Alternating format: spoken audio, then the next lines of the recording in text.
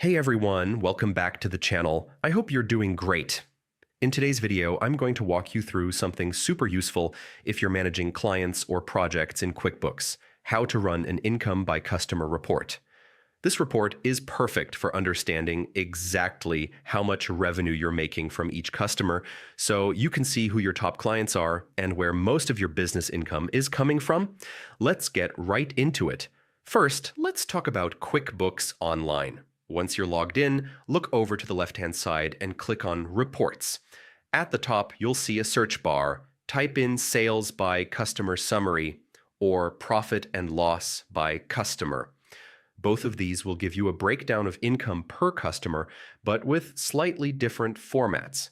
After you select the report, you'll see options to customize it. Here's where you can adjust the date range. For example, the last 30 days, last quarter, or even a custom range. You can also apply filters if you want to narrow things down further.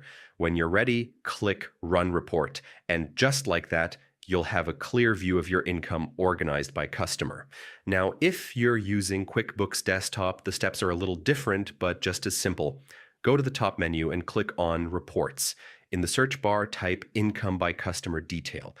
This is the go-to report for tracking revenue by each client in the desktop version. Once the report opens, click on Customize Report to fine-tune it. You can adjust the date range, add or remove columns, and really shape the report to show exactly what you need. After customizing, hit OK, and the report will refresh with the updated details. And that's it. Whether you're using QuickBooks Online or Desktop, you now know how to quickly generate an income by customer report.